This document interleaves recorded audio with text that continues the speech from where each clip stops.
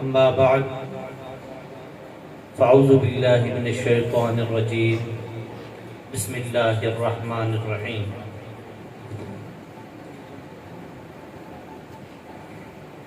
اليوم أكملت لكم دينكم وأتممت عليكم نعمتي ورضيت لكم الإسلام دينا صدق اللہ العظیم۔ تمام احباب سے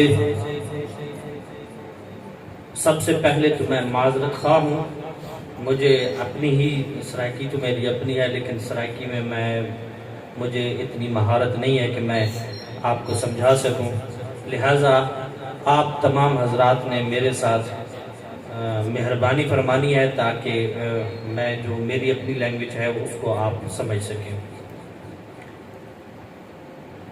اليوم اکملت لکم دینکم واتممت علیکم نعمتی ورضیت لکم الاسلام دینا۔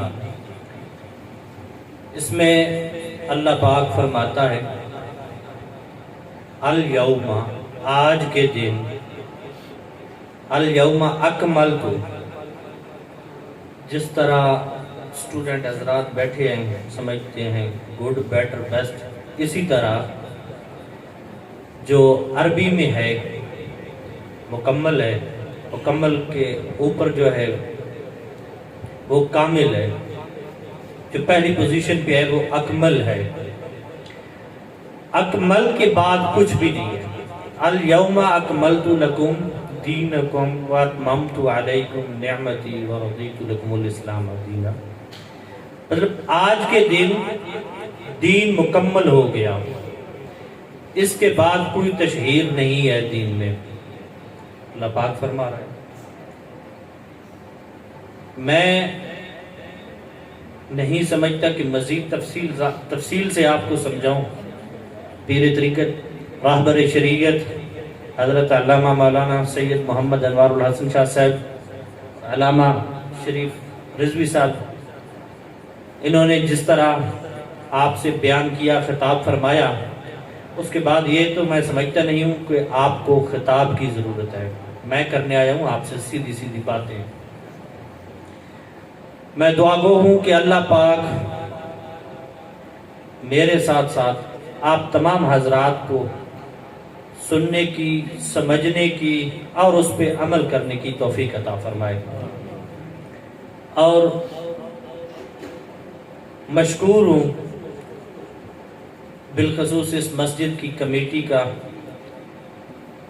بمائے ظہور احمد رحمانی صاحب کا، شاہ بہرام ناصر صاحب کا، اور قاری علامہ عصمت اللہ خان صاحب کا، جنہوں نے یہ محفل منعقد کی اور بندہ ناچیز و فقیر کو بھی مدعو کیا۔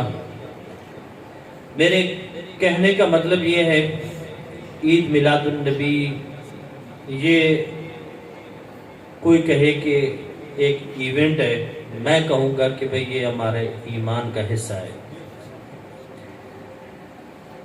ہمارے لیے تو صرف ربیع الاول جو ہے وہ عید میلاد النبی کا مہینہ نہیں ہونا چاہیے، ہمارے لیے ہر وقت، ہر ٹائم عید میلاد النبی ہی ہونی چاہیے۔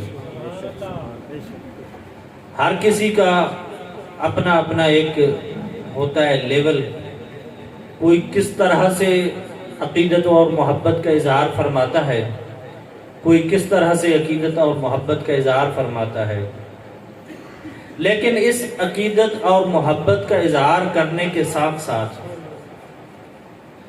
میں سب سے زیادہ پریفر اس چیز کو کروں گا یا اس سنت نبوی صلی اللہ علیہ وسلم کو کروں گا جس کو آج علامہ صاحب یا پیر صاحب کی موجودگی میں جو آپ نے سنا، آج کے بعد اس پہ ایک سنت پہ عمل کرنا شروع کر دیں اور مرتے دم تک آپ اس پہ عمل کریں۔ سب سے پہلی بات یہ ہے۔ دوسری بات اکثر آپ نے علماء کے منہ سے سنی ہوگی کہ داڑھی رکھنا سنت ہے۔ میں الحمدللہ پوری ذمہ داری سے علماء کی موجودگی میں، مشائخ عظام کی موجودگی میں کہتا ہوں کہ داڑھی رکھنا سنت نہیں، فرض ہے۔ سنن نسائی میں 3 جگہ پہ امام نسائی نے فرمایا ہے داڑھی رکھنا سنت نہیں فرض ہے. اب آپ نے اس پہ عمل کرنا ہے کہ سنت کے مطابق رکھیں، تب آپ نبی کے امتی کہلائیں گے اور آپ کو کہلوانے کا حق بنے گا. دوسری بات، جو اس محلے کے بچے ہیں، اس محفل کا انعقاد کیا ہے، بڑی خوبصورت محفل کا، تمام حضرات اہل ایمان اگر ان کے اندر کسی جگہ پہ ایمان کی چنگاری جاگتی ہے تو ان بچوں کو جب ٹائم ملے خصوصاً ان کو وہ داد دیں، ہمت دیں کہ بڑوں سے بہتر تو تھے بچے جنہوں نے نا انعقاد کر لیا. اگر بچوں کے اندر ہمارے ہی بچے ہیں، ان کو ہم ترتیب دے رہے ہیں، ان کو پروان چڑھا رہے ہیں، اور عشق مصطفیٰ صلی اللہ علیہ وسلم میں یہ اگر ایک محفل کا اہتمام کر لیتے ہیں، چھوٹی یا بڑی وہ ایک الگ بحث ہے، محفل کا اہتمام کر لیتے ہیں، کیا ہمارے ایمان کہاں ہے کہ ہم اس محفل میں آ بھی نہیں سکتے؟ یہ کچھ میں پہلے عرض کر رہا ہوں کہ میں کوئی خطاب کرنے یا بیان کرنے نہیں، میں تو آپ سے سیدھی سیدھی باتیں کرنے آیا ہوں. دوسری بات، تحریک ختم نبوت کا میں الحمدللہ مرکزی صدر بھی ہوں. اس تحریک کا سیاست سے کوئی تعلق نہیں ہے. میں جو وضاحت کرنا چاہ رہا تھا، اس تحریک کا کوئی سیاست سے تعلق نہیں ہے، کوئی الیکشن میں نہیں ہے، نہ کوئی چیز نہیں کرنی ہے.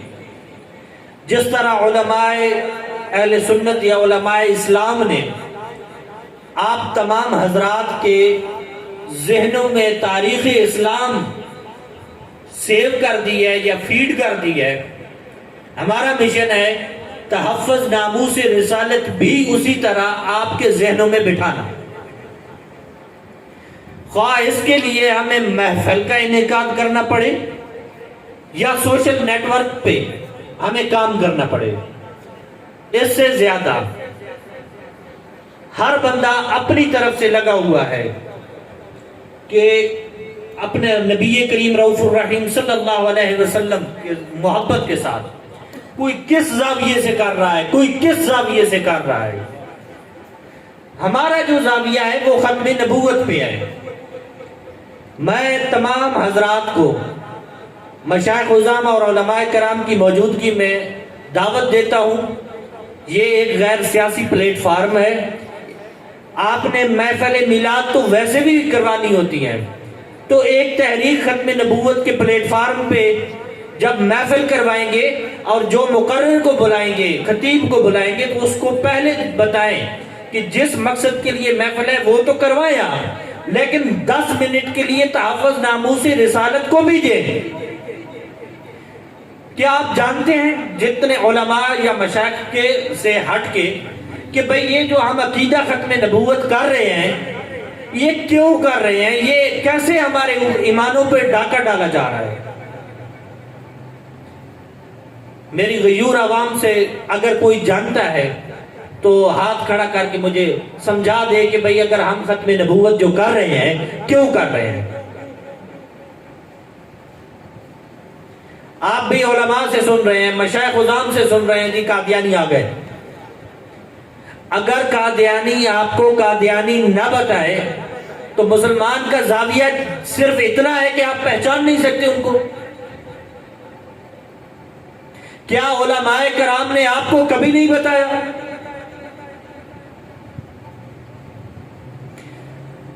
تھوڑا سا ہمارے ساتھ بیٹھے، ہم آپ کو سمجھائیں گے کہ قادیانی ہمارے ایمانوں پہ ڈاکہ ڈالتے کیسے ہیں. پچھلے دنوں میری ایک ملاقات ہوئی قادیانی سے.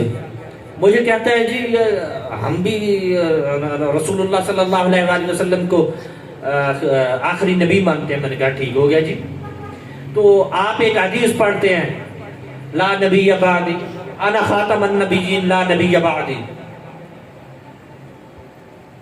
جانتے ہیں آپ اس کا ترجمہ کیا ہے؟ بڑا سمپل سا ہے. ہماری غیور عوام کے مطابق، علماء کے مطابق نہیں، غیور عوام کے مطابق میں آخری نبی ہوں اللہ کا. میرے بعد کوئی نبی نہیں آئے گا. یہ غیور عوام کا ترجمہ ہے. اس میں سمجھنے کی بات یہ ہے، قادیانی اللہ کہہ رہا ہے جب مہدی علیہ السلام آئیں گے حضرت عیسیٰ علیہ السلام بھی آئیں گے. قادیانی ہمارے امام پہ ڈاکہ ڈالتے ہیں، ڈاکہ مارتے ہیں کہ وہ اللہ کا، حضرت عیسیٰ علیہ السلام کو اللہ کا نبی نہیں کہتے. آپ کرو انکار، مانتے ہیں نا اللہ کا نبی. ادھر حدیث شریف کے کلمات ہے کہ میں اللہ کا آخری نبی ہوں، میرے بعد کوئی نبی نہیں آئے گا. تو قیامت کے بعد، قیامت آنے سے پہلے تو حضرت عیسیٰ علیہ السلام آ جائیں گے.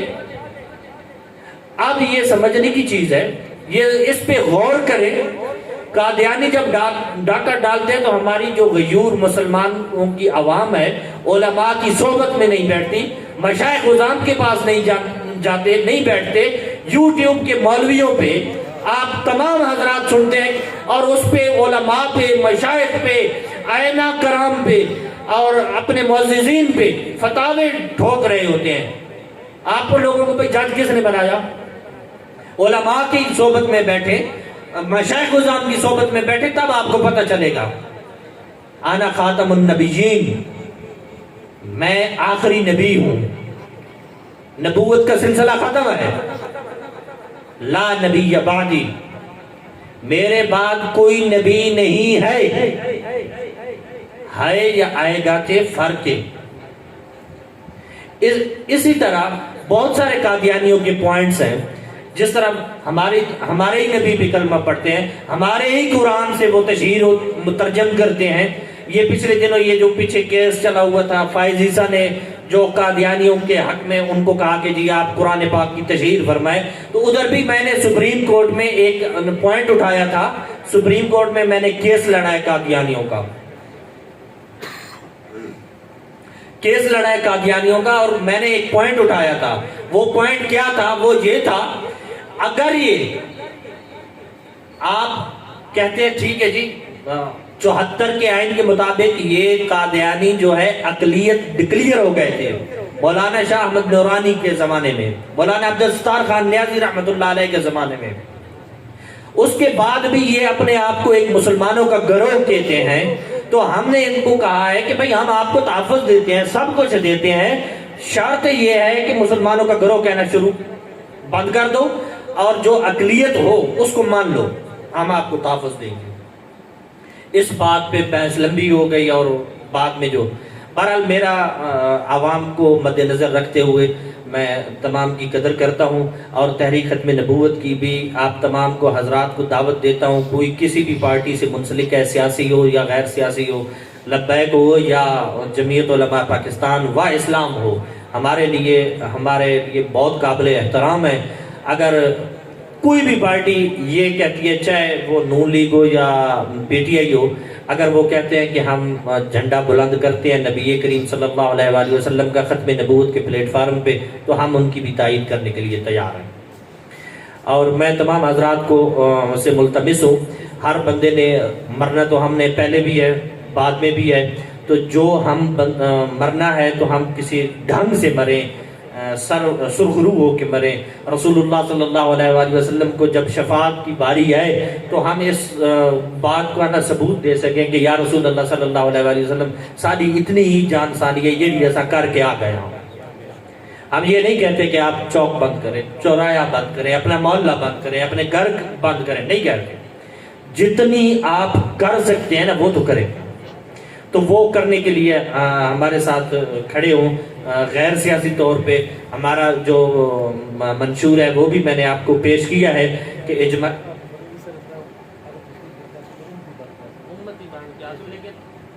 اللہ پاک کی.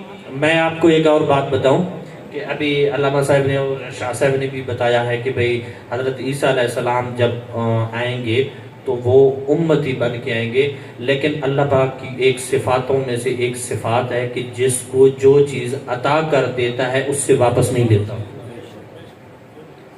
امتی ضرور ہوں گے. وہ حضرت عیسیٰ علیہ السلام کی دعا تھی کہ یا اللہ مجھے اگر ابھی زندہ اٹھا رہے ہیں تو واپس لانا، تو اپنے مدنی کی امت سے اٹھانا. اللہ پاک نے یہ فرمایا تھا کہ اے عیسیٰ، قرآن کے الفاظ ہیں، آیت نمبر 67 ہے سورۃ الانعام کی۔ اے عیسیٰ میں آپ کو اپنے مدنی کی امت میں تو ضرور ڈالوں گا، لیکن آپ کی نبوت اسی طرح برقرار رہے گی۔ تو وہ نبی تو ہوں گے ہی ہوں گے، ساتھ ہمارے نبی صلی اللہ علیہ وآلہ وسلم کی امتی بھی ہوں گے، لیکن ان کی جو نبوت ہے وہ اس وقت ختم ہو گئی جب ان کا اپنا زمانہ تھا۔ جب حضرت عیسیٰ علیہ السلام آئیں گے تو ان پہ جو بھی قانون اور ضوابط لاگو ہوں گے وہ ہمارے نبی کریم صلی اللہ علیہ وآلہ وسلم کی امت کے ہوں گے۔ باقی میں تمام حضرات سے ملتمس ہوں کہ یہ ختم نبوت صلی اللہ علیہ وآلہ وسلم کا جو ہے کام تو ہم نے ہر اس کا کرنا ہی کرنا ہے، تو ہر بندہ اپنے حصے کا، چاہے وہ ایک بندہ کر سکتا ہے، اس میں کوئی کسی پہ زور زبردستی جبر وغیرہ نہیں ہے، نہیں ہم نے کہیں پہ احتجاج کرنا ہے۔ اگر احتجاج کرنا بھی ہے تو ایک سوشل نیٹ ورک کی حد تک کرنا ہے۔ جو ہمارا مین منشور ہے، یہ عقیدہ ہے،